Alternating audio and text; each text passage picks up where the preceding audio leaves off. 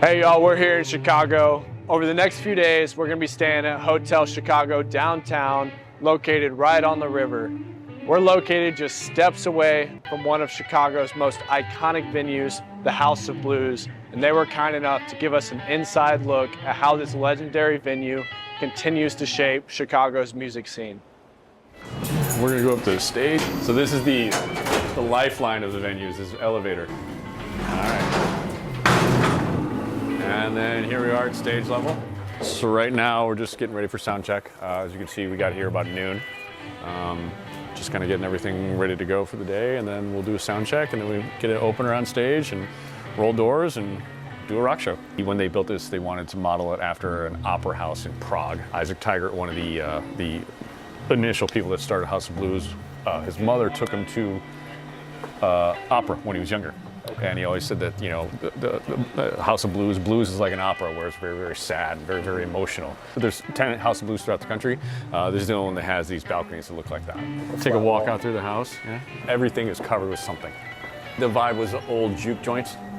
You know, you put things on the ceiling to keep away the demons. Yeah. You know, so that's what this is kind of all about. And you can see it just wraps around, and it was part of the Marina City, Marina Towers, and the idea that you lived in this little city block and would never have to leave. You have everything you wanted, your home, entertainment, you know, groceries and things like that. So it kind of moved into a structure as opposed to other ones that just popped up. You know, like it's just, well, we built a House of Blues in this plot of land. This one kind of wedged into something that had been existing in the city since, like I said, the 60s. So that's really cool. I lived in the city pretty much all my life, but when House of Blues came in, this area was not the go-to destination, destination, sorry. It wasn't a go-to to hang out on the weekends.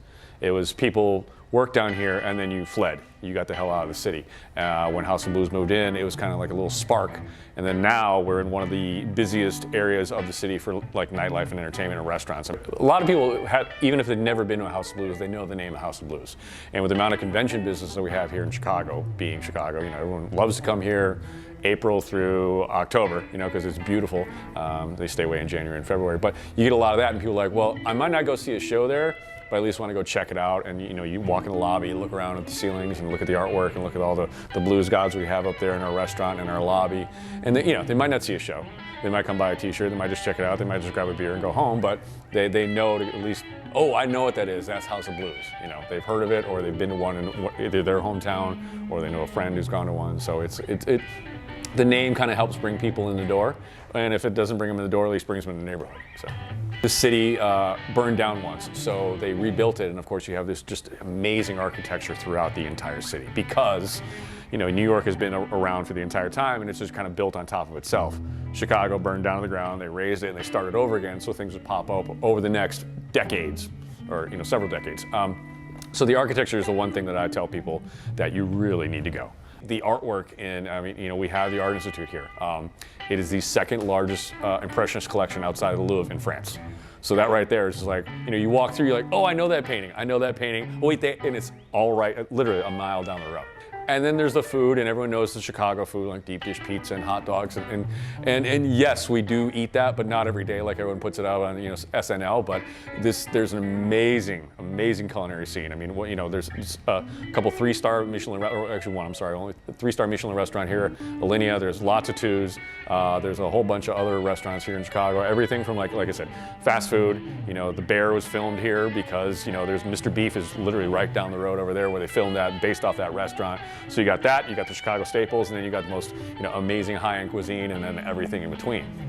Because Chicago has such a huge melting pot of people from all walks of life, all over the world.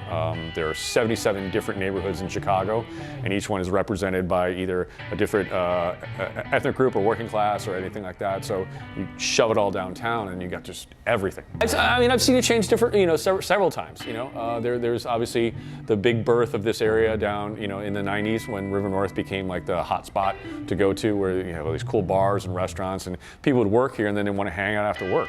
And then after they started working here and hanging out after work, they're like, well, I'm going to move here, you know. And then, so the residential's popped up too. So it kind of goes and ebbs and flows. I mean, I live in a neighborhood that, you know, in the 60s was not desirable at all, but now you walk down the street and you got families and strollers and everything like that. So it kind of just changes around as the city develops, and people, you know, move in, move out, you know. industry will move in, industry will move out. It kind of just changes, and without getting political, yeah, it's just also, through the years, it's just been a different city. Well, Chicagoans are different than anybody else in the world. I mean, they really are. It's I will be nice to you, but I do have a chip on my shoulder.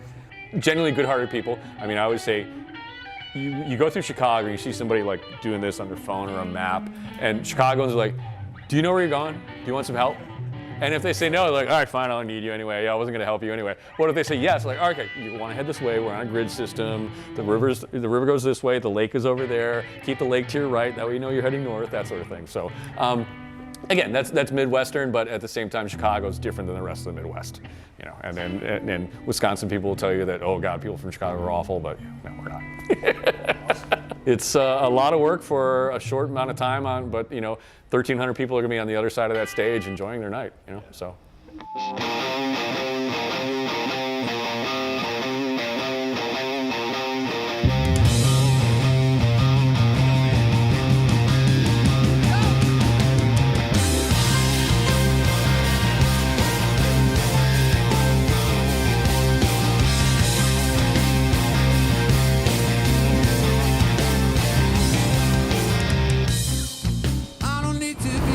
Shot. Got it! I got it! I got it!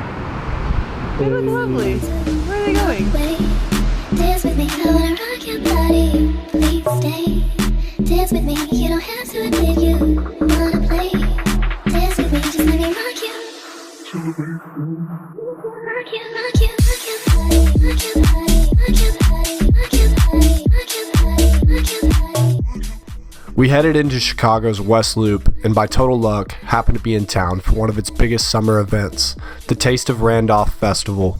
Every year, this stretch of Randolph Street comes alive with sounds of live music, the smell of incredible local food, and the buzz of street vendors lining the road. Prior to exploring, we put our name down at Au Cheval, and were told it would be about an hour-long wait. It was a perfect opportunity to explore the festival, soak up the energy, and really capture the spirit of Chicago.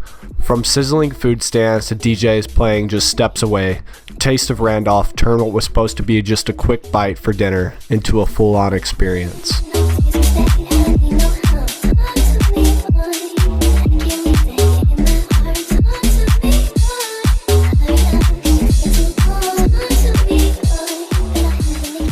Emma, what day is it?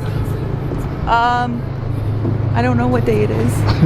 Sunday? You know what day it is. Chicago Day? What are we doing? We're shooting a farmer's market, and then we're gonna go shoot rap battle, rap concert on the water. Exciting!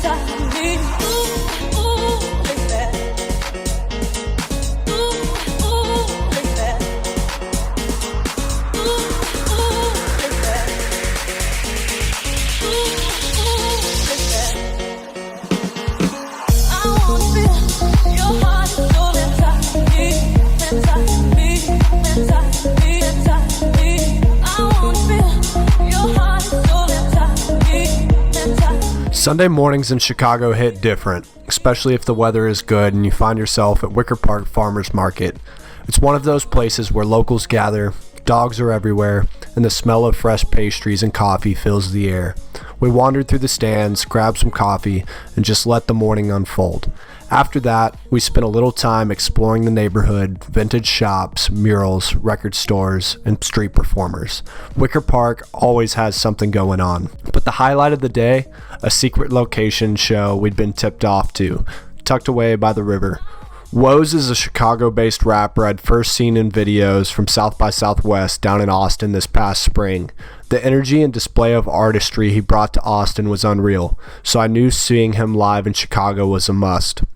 We made our way to the spot, set up on a bridge overlooking the river, and the scene was really unique, raw, intimate, and electric. We were even able to snag a ride out on a boat to shoot, and suddenly we were front and center on the water. If you're into underground music, Woes is someone to watch. With his new album, Body Language on the horizon, it feels like he's right on the edge of something big. He's one of those artists you'll be proud to say you saw before they really made their run. But after meeting Woes, he couldn't have been cooler or more clear on where he's headed as an artist. We have an exclusive interview on our channel where we talk to him more in depth, so be sure to go check that out.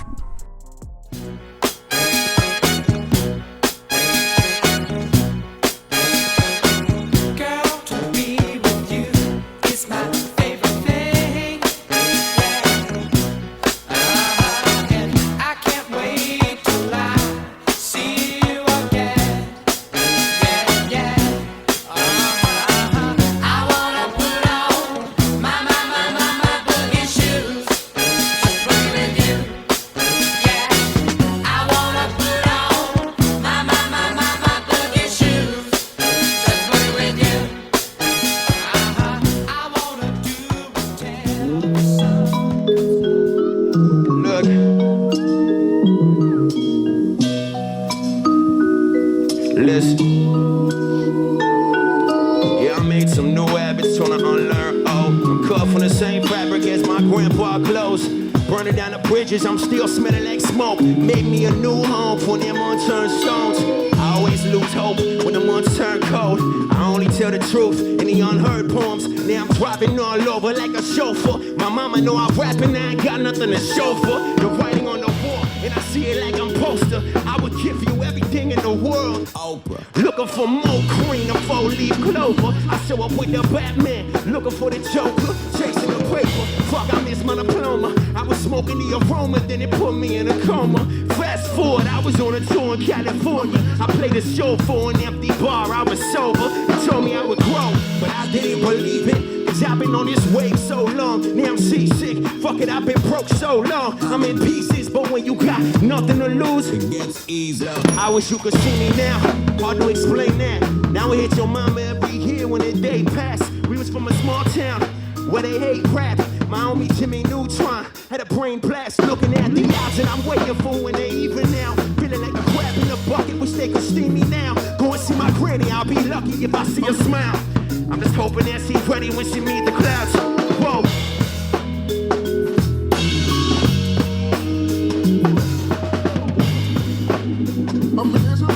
I'm just hoping that I'm